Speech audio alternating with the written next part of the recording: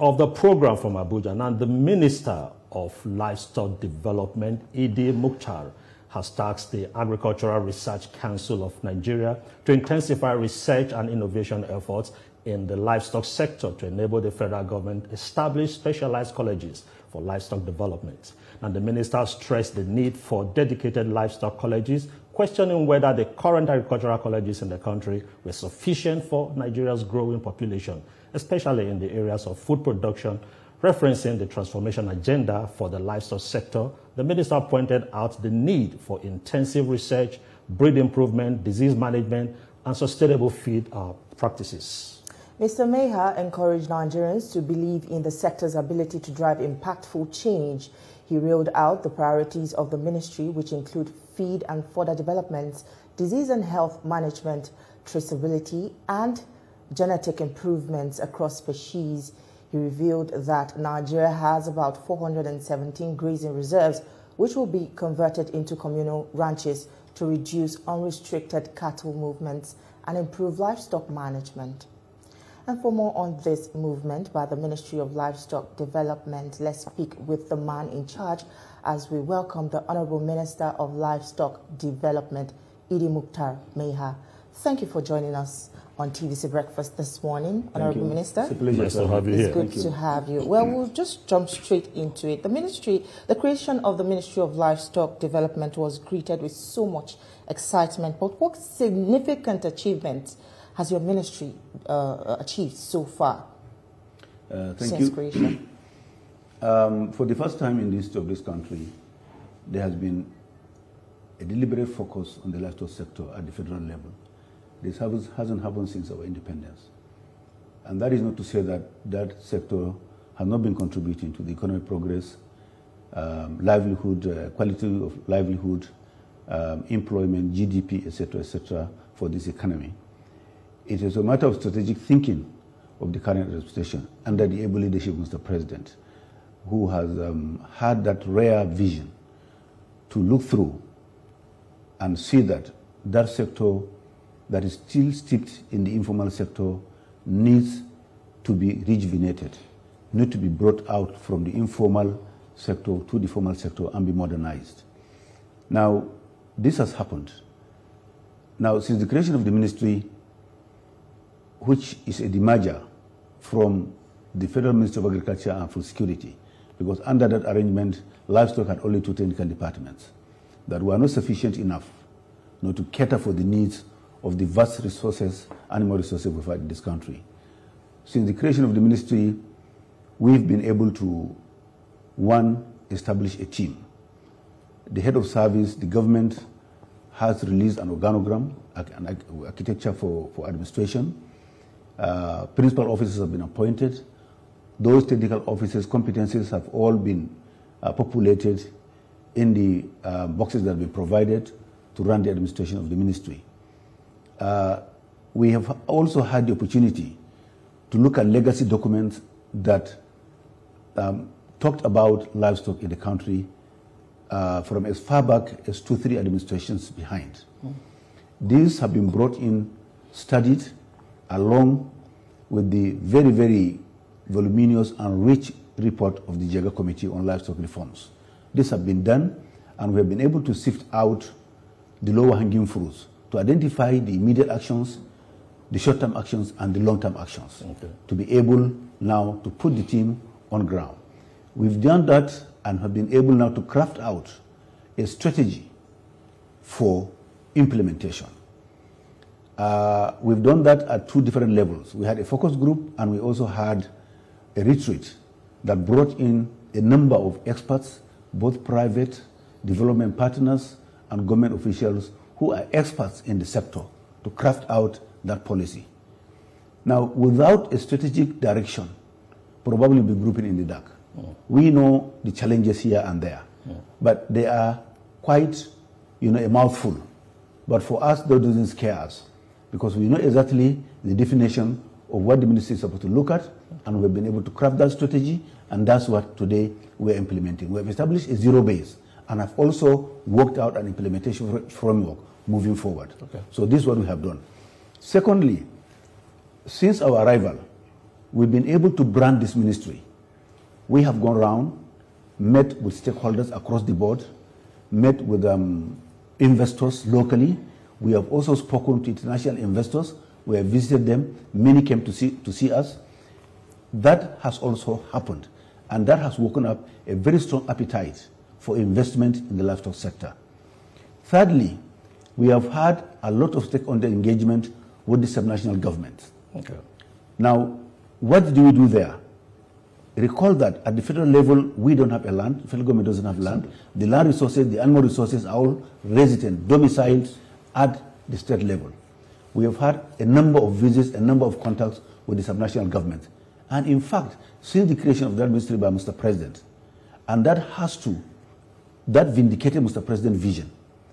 Today we have 15 state governments with similar ministries for livestock development across the country. At the time that ministry was created, there were only 3 states with similar ministries. And that has told you that Mr. President's vision is right on spot. Okay. Now the subnational governments are keen in, and we have so far visited a number of states, inspected livestock facilities. Some of them, in fact, are older than this country, that were built before independence, but have become moribund, simply because of that neglect. But now there is that interest to revive those sectors, to revive those infrastructure, to restock them, and come with new business models to develop the livestock sector at that level. Why would that need to happen? That needs to happen to address the mandate of the ministry, Federal Ministry of Livestock, as well as the mandates of the subnational governments under the Ministry of Livestock that have been created. So that synergy is already developing, and we are happy. And in fact, yesterday, of all the stakeholder engagement we've had, yesterday, as I'm talking to you today, we have invited 34 pastoral associations across the country. They are here for a 2-day workshop to look at the mandate of the ministry and the role of pastoral associations in the reformation, in the transformation of the livestock sector, also to create the enabling environment for investors to come and invest. Investors are not coming with their own animals outside this country. They are going to invest in the local breed that we have. They are going to invest in the markets that we have. Remember, Nigeria is the biggest market in Africa. So therefore, the appetite is there. And these engagements have continued across the board. Ambassadors, investors, local and foreign. And in fact, others are eyeing the Nigerian red meat industry because they want to partake in that. All right, Honorable Minister, quite interesting. You've spoken with all these investors, would-be investors, and even the subnationals. That was actually one of my major concerns. But we still have a very critical factor in here.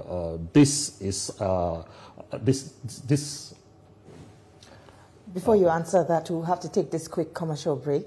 Don't go anywhere. We'll be right back. Stay with us. The conversation continues after this break. Life is politics. In Nigeria, almost every part of our lives.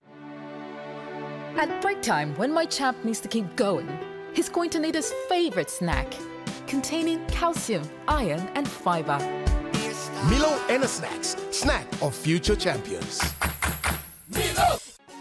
If you want to become something, become a child again. Why be a patient? If you must worry, then worry about winning. Why worry about germs? When you come home, bring tales and stories. Why bring in germs? Shield your families from germs. When Dettol is a part of every household bucket, then you and your family can stay protected from up to 100 illness-causing germs. Everyday use of Dettol keeps my loved ones protected. In Nigeria, almost. We're glad to have you back. If you're just joining us, you're watching TVC Breakfast, and we are live from our Abuja studio.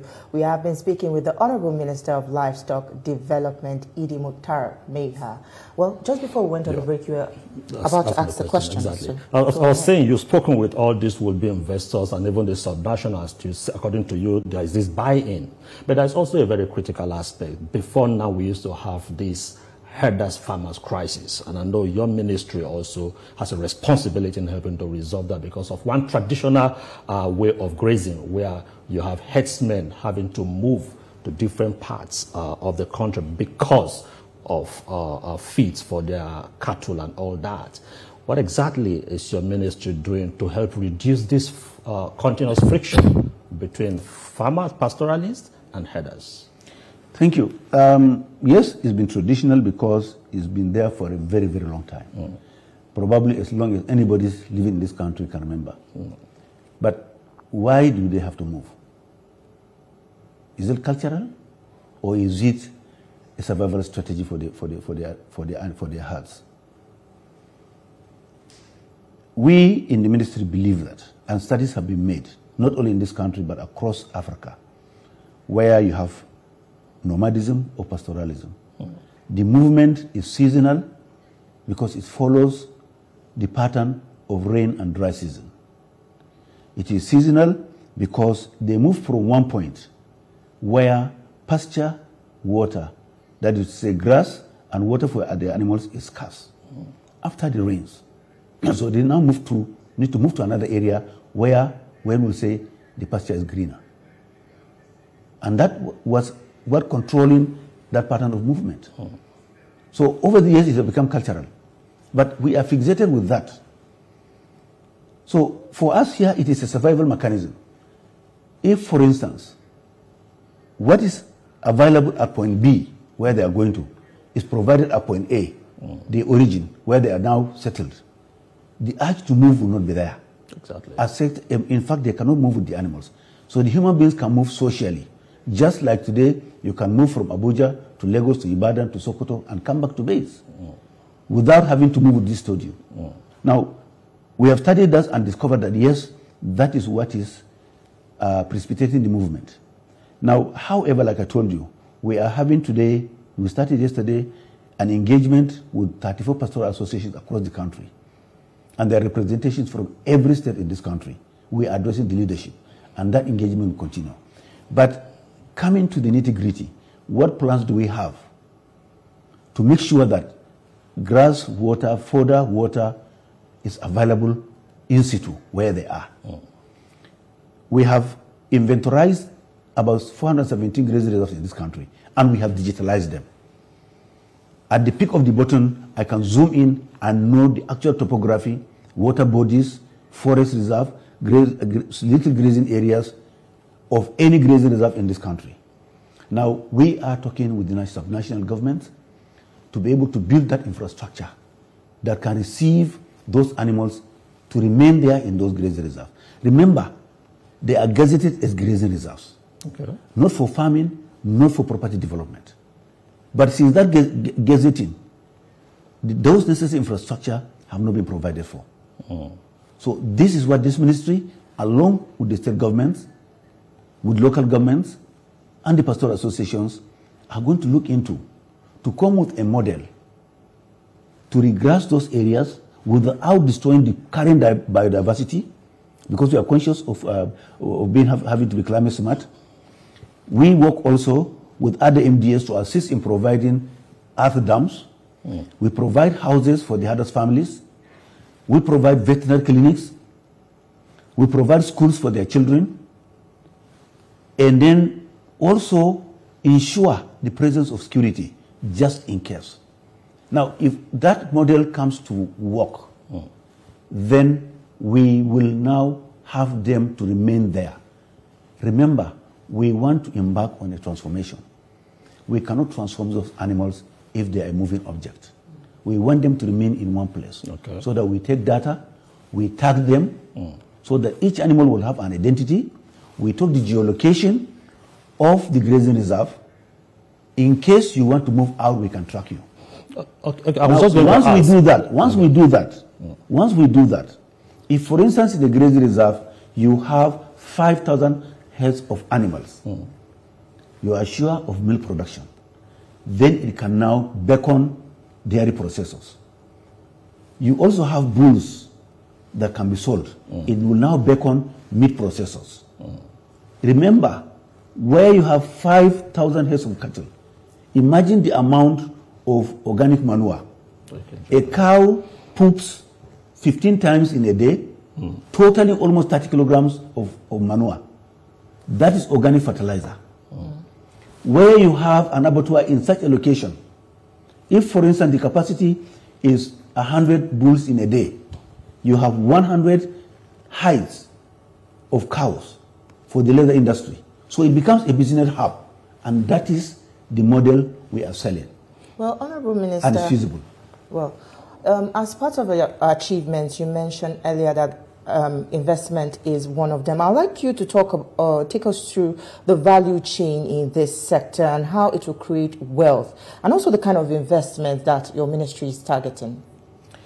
Thank you. At the moment, top on the list, what we have is the interest in red meat and dairy. For the red meat, it's already in public domain. Our trip was supposed to Brazil last year, where we have been able to get a commitment of $2.5 billion investment in red meat from JBS. JBS, today by any standard, is the biggest player in the red meat industry globally. We've had 2 visits from Brazil since we arrived. We came back, and on Monday, another team is coming. And we're going to join them to go around for site selection. So that is one area. Now, with that news, it also triggered other interests coming from the Gulf states in the Middle East. That one again is spearheaded by a number of off-takers in Qatar, in Saudi Arabia, in UAE, and Egypt. We're also talking along with them. We have received proposals, and we are talking along with that. Nigerian investors are not also left behind. Yesterday, I received the chairman of the abattoir concessionaires in Lagos, where there are 29 abattoirs in Lagos.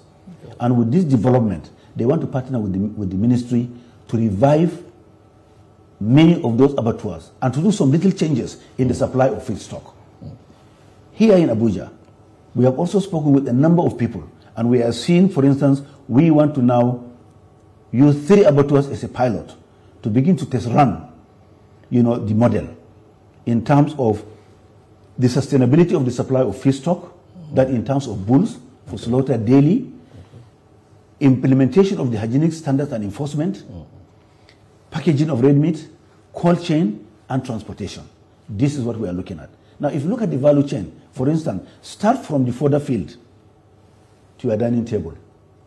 Fodder here means you get grasses that are genetically developed as animal feed, highly nutritious, fast growers, good biomass, drought resistant, and almost disease free if you compare them with other crops. Okay. So that is one value chain, and we are encouraging commercial pasture cultivation in this country. At the moment, we have a very big request from Qatar for grasses from Nigeria. That is one area where I want to encourage investors and youth in this country to go into pasture cultivation. If you look at that again, come along to the dairy line. Today, this country spends $1.5 billion to import dairy and dairy products, when we have 158 million ruminants, sheep, goat, cows, and camels. All these are milkable. But because of their genetic limitation, the milk yield is very low. Our consumption of milk today is about 1.6 billion liters in a year, but we can only make about 600 liters. Look at the gap. So that is a huge opportunity for people.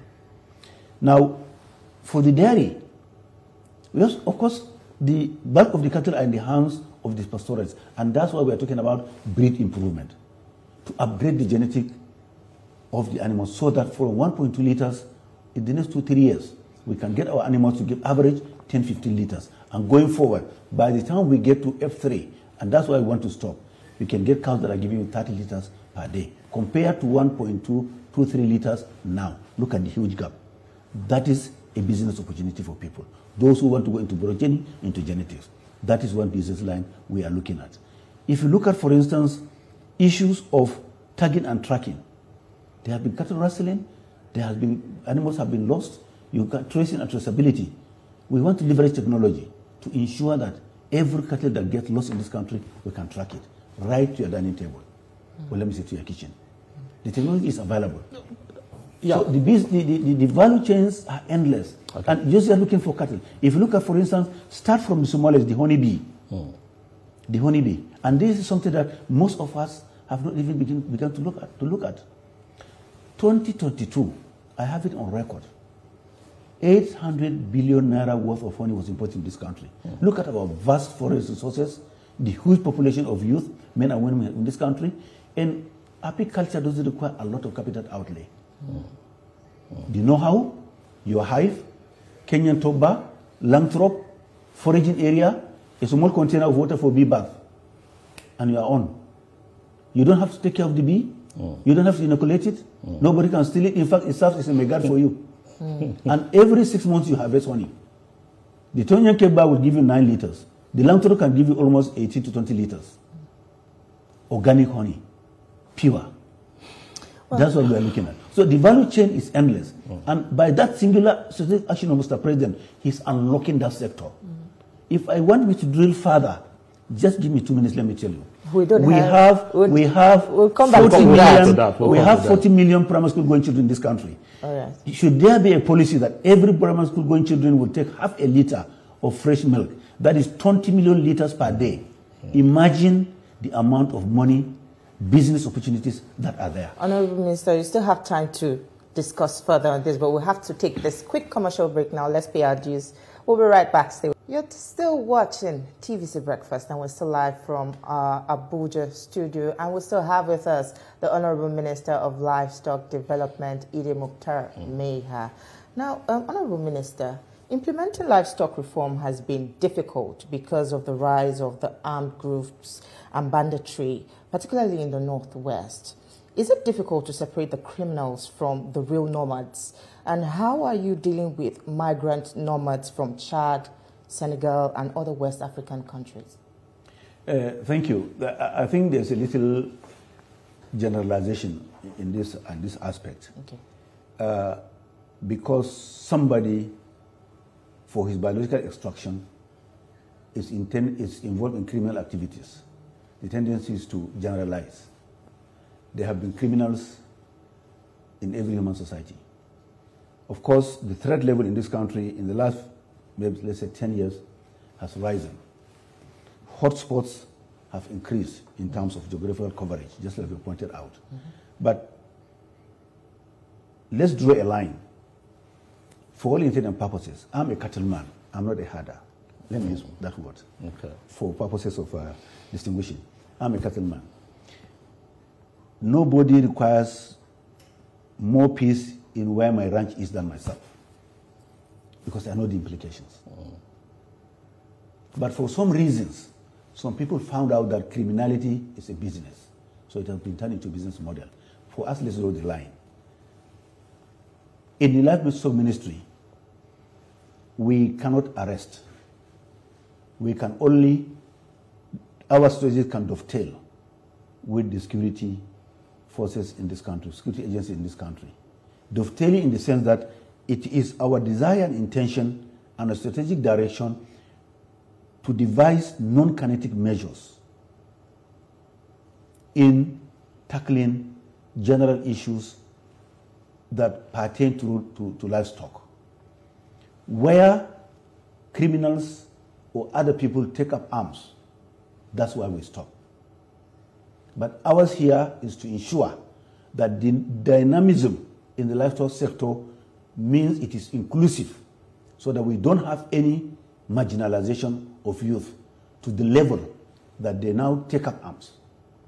That's what we are looking at. And how do we do that? We are now addressing, like I said, that issue of pastoralism.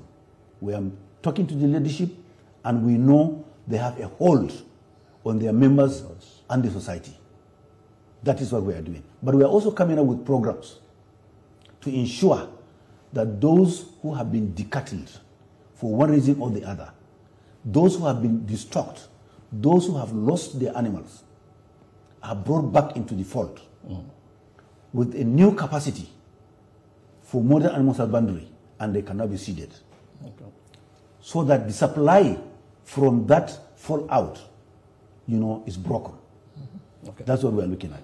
The other aspect of the question is that issue of nomadism from surrounding countries.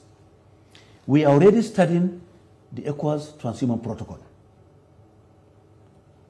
Nigeria is at the receiving end. That protocol favors most of our neighbors who have now turned the country into a greener pasture. And they start coming in. That protocol, since 1979, has provided for, one, permission to move into another country. 2, the number of animals that should come in. 3, the timing of the coming. Now for the timing, it means that before you come to Nigeria, you have to wait until harvest is over and there's only farm residue out there for you to feed onto. Number 4 is supposed to tell you where to go to. And if you look at the International Cattle Corridor, the movement into the country, they end up in grazing reserves where they are supposed to terminate. But that has not been happening. We have studied this and have already initiated discussions with the relevant ministry to begin to look at that protocol. Because here, with now the arrival of the ministry and our template for the settlement of pastoralists, means that even internally, we want to discourage movement. We want to restrict it. We want to slow it down. And over a period of time, that will now turn into communal ranches. So if those animals are also coming, we want to be able to enforce those 3 conditions. Okay, Honorable Minister, let's go back a bit to the Chad Basin. It's very critical to all this movement, this arrangement, but over time, the Chad Basin has lost its capacity, huge capacity. Now, do you have a policy or probably statement or document how to help replenish? Because if the Chad Basin is as fertile as it used to be, the Lake Chad, it will reduce this frequent movement, maybe down south for grazing and all that. My question is, what are you doing about this Chad Basin? Does it come within the purview of your ministry to help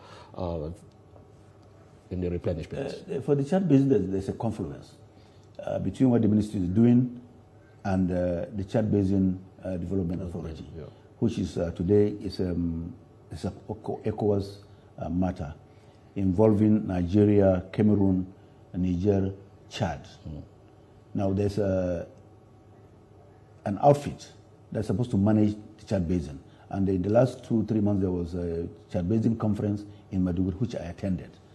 And there we also interacted with the representatives from these Sahelian countries, as well as all the governors in the Northeast who are also there. So we shared a template on how to manage the Lake Chad challenge.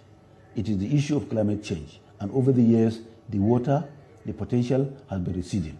However, the biggest challenge today, in addition to the climate change issue, is that issue of insecurity. And interestingly, the Nigerian Armed Forces, the governor of Borno State, President they are doing a wonderful job.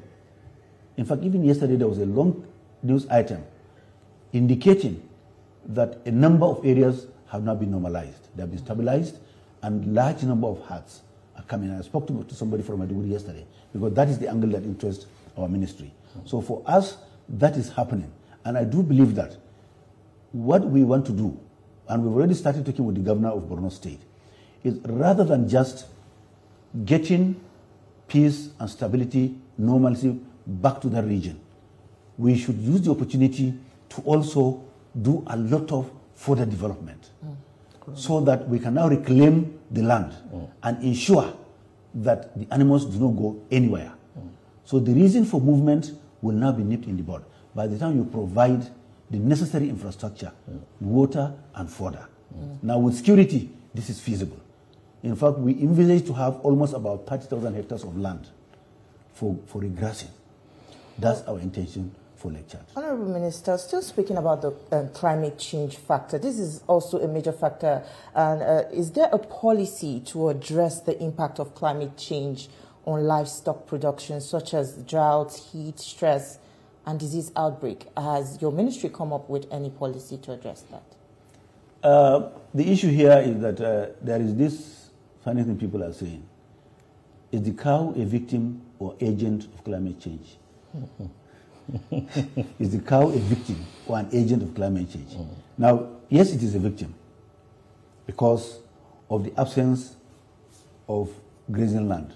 So many things are happening. Where they used to graze 15, 20 years ago, today is a barren land. Grasses have disappeared, biodiversity have disappeared, water have receded. So the animal is a victim.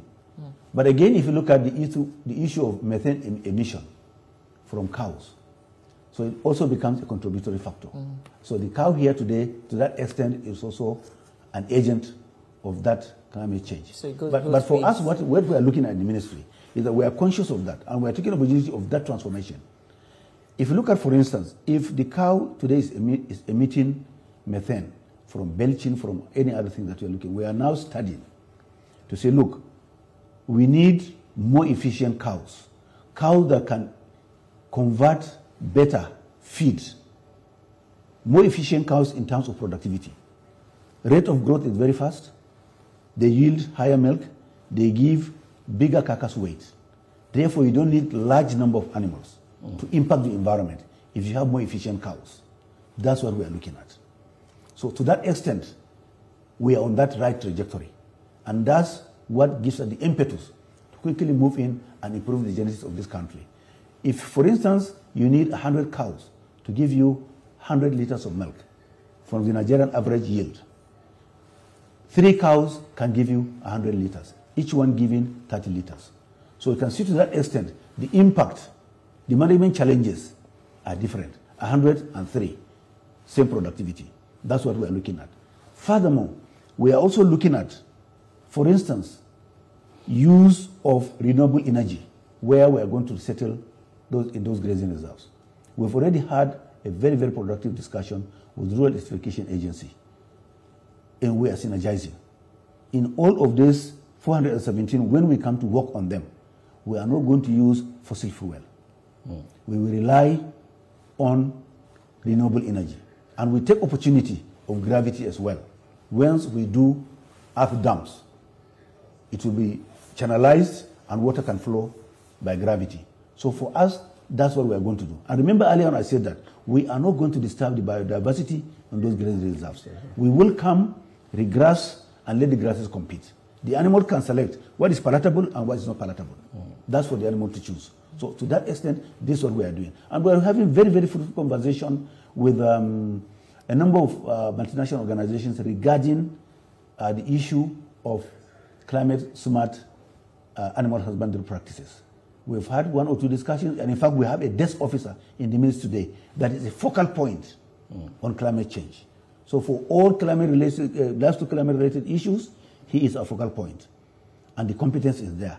And he's talking with all the UN organs, EU, AU, etc., so that we are on the proper footing when it comes to climate-smart livestock operations. Okay. Let me quickly ask this. When you talk about these grazing reserves, is it government funded, or the regression and all that? Is it government funded or private sector responsibility? People say that all these animals are private businesses. So why should you use government public money to help develop private businesses that they will still sell and make profit for themselves? And while also answering that, you also speak to us about the effort to remove the stigma associated with herders in the country, because this is also an issue, to look at. Okay, the issue of private government money, they are entitled to your opinion. But as far as we're concerned, the animal resources is a national herd. It is the only source of animal protein for Nigerians, 250 million Nigerians. If the government is interested, and this government is interested in food and nutrition sovereignty, and that is why the focus is there, for food to be available and affordable to all social groups at any time. So it should be the interest of the government to create the necessary environment for that private business to thrive. Airports, roads, bridges, schools, even private schools. Government has to create that necessary environment. So the issue of animals being private business, to date, the federal government of Nigeria has no airline, but it's building airports for private business. It provides economic growth, employment, the image of the country. And the same thing with every other aspect of business that we have to look at. So here, what we are looking at, the grazing reserves are already there. Land is given. The governments have carved out to say this is grazing reserve. So what we are doing today is that the grasses we are bringing, how much are you talking about? Some of these grasses, many of them are available in this country. I have about 9 varieties on my farm. If you can just wrap up That's in one. 30 seconds. The second issue you asked about, what was it about? The stigma. The stigma. The stigma is very unfortunate. It's very unfortunate that we have now woken up to associate certain people with certain businesses. But from our discussion so far, there is no law in the Constitution. There is no law in any status book that says that this business can only be done by so people. Today, the livestock industry is open for business to every Nigerian. The stigmatization is unfortunate. The profiling is unfortunate. And this is what we are going to fight. This is what we are doing in our branding. You can get into livestock business. Let me say this. In my farm, today, in my 20 years of ranching, 2005, and I'm saying this without any, without any idea of looking down on other people, etc. I have sold more improved breeding animals to the southern part of this country. Well, we'll because people have seen that this is a business. Unfortunately, that's where we have to leave our conversation this morning. It was quite a delight speaking with you this morning. We hope to have you some other time for you to expatiate on your cattle business. Thank you so much for your time with us on the program this morning. Honorable Idi Mukhtar.